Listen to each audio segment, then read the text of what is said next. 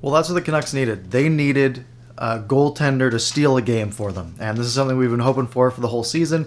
Not that the goalies have been bad, but they needed the goalies to really have a standout performance and really seal a victory for them. That's what happened tonight. Thatcher Demko coming up with a big saves in a 5-1 win for the Canucks. So going into this one, the Canucks are 3-5, Sens are 1-4-1. Senators on a 5-game losing streak that has now been extended to 6. And the big storyline for this one, Canucks wanted to get a streak going. You heard Nate Schmidt on the post game on Monday saying we want to go streaking. So looks like we got off to a good start here in the first period. 2 minutes in, Tyler Mott strikes first. It is Hockey Talks night, so good to see him get one, especially with his vocal leadership towards mental health.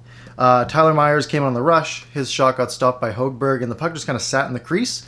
Tyler Mott jams it home. 1-0 Canucks early. A minute later, 17 minutes to go in the first, 3 minutes into the game, JT Miller in his own zone in the corner tries to make a backhanded pass through his own legs that really backfires.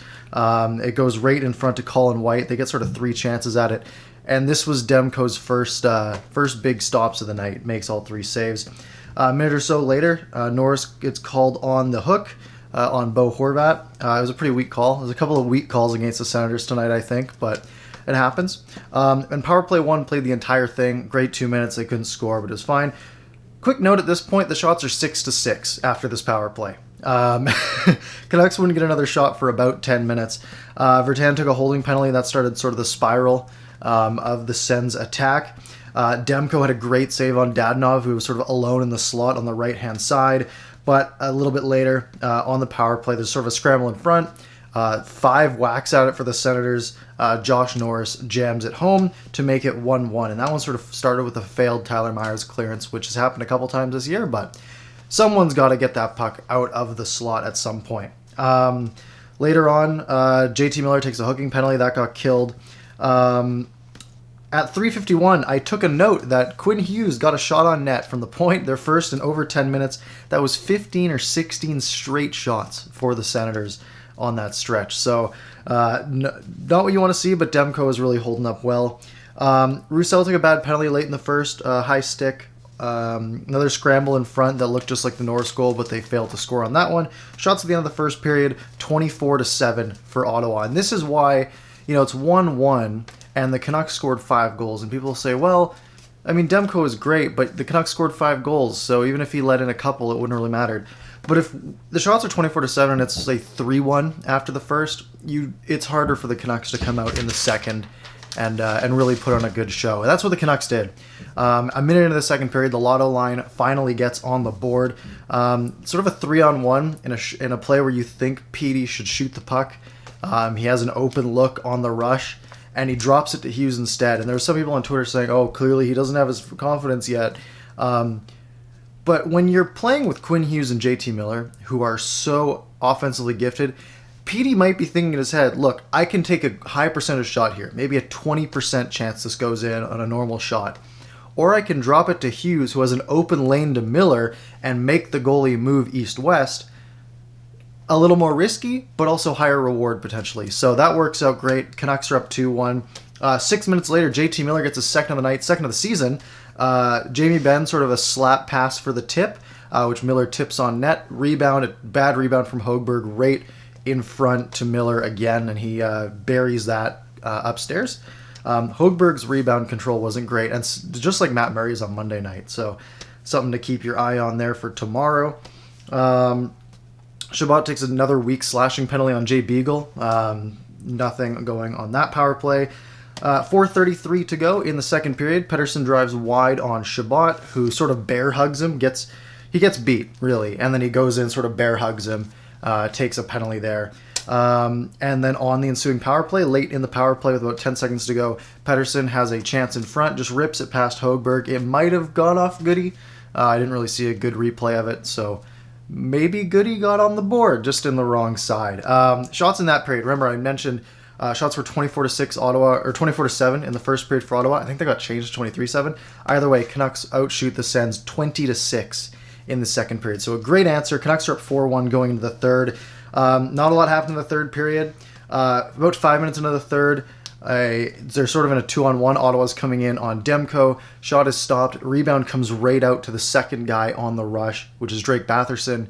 And Demko slides to his left and absolutely robs him. Save of the night for Demko there. Again, not a super meaningful save. That would have made it a 2-goal game, but just a huge save. Really great play. 8 minutes to go in the third period. Canucks get a really messy goal, and this one took a couple replays to figure out what happened. Basically, Beagle took a shot. It hits Tyler Mott, and then it probably hits some sticks on the way. Then it hits Tyler Mott. Then it hits Mike Riley, and then it goes in. So it's Mott's second of the night, 5th of the season. He already has 5 in, 9 games? So it's 5-1 Vancouver. Miller takes a penalty late. Nothing happens on that. Shots in the third period, Ottawa 13, Vancouver 8. Total shots in this one, 43-35 for Ottawa. So yeah, really great performance for the Canucks. Coming out there, scoring a lot of goals against a bad team. That's what you're supposed to do.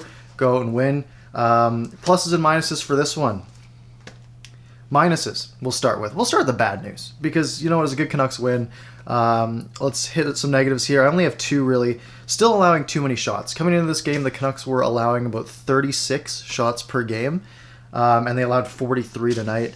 And the breakouts and the clearing attempts are still pretty sloppy. They're not giving away those prime chances like they were in the first few games of the season, which was really only like 5 days ago that was happening. But they're just not able to get out of the zone, and that Ottawa's 1 goal came from, you know, Myers failing to clear the zone. They keep it in the zone for more power play time, and Norris scored on that sort of scramble in front. So breakouts need to be better, clears need to be better. But on the plus sides, you got the Lotto line producing. JT Miller with 2, Pettersson had 1, and then just a lot of other good chances for that line throughout the game. Thatcher Demko, 2 back-to-back games where he's been very solid. Had a great game tonight. Definitely the best goalie performance we've seen from the Canucks this year. Great game for him. Höglander still looks like a beast. He can move, and he's smart with the puck, and he hounds people, and he takes the puck away. He's looking special. And also the battle back after the first period. They came out, allowed 23 shots in the first period, but they came out, they went to the dressing room, they say, hey, boys, it's 1-1. You know, they can do that to us. We can do it right back to them. That's what they did. They came back in the second period, crushed them, scored 3 goals, took a lead that that Ottawa just couldn't climb back from. Game pucks for this one. After every game, we give away our game pucks to the best players on either team. Thatcher Demko. Of course. Look, you had Mott with 2, you had Miller with 2, honorable mentions to them. But if Demko doesn't stop 42 out of 43 shots, this could have been a different game. So Demko came into this game, I have it written down here. Demko came into this game with an .890. Adding 43 shots to that, you save him 42, and that's going to get him back above 900 probably. So a great game for him. Of course, Miller and Mott, great as well. For Ottawa, Josh Norris, I think, was noticeable out there. He had the 1 goal for Ottawa, and I noticed his name came up a lot. So we'll give it to him on this one.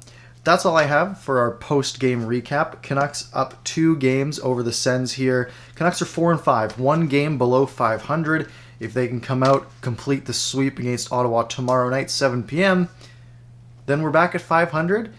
This game also puts the Canucks at 4th in the division technically, so we are in a playoff spot with teams below us having played fewer games, but still, don't worry about that. We're in a playoff spot. Come back tomorrow night's game at 7 p.m.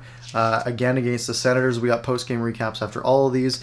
Hit like if you enjoyed this video and you want to see more, then you can hit subscribe as well. You can join our Discord and follow me on Twitter in the description below. Thanks for watching. Go Canucks go. Have a great night.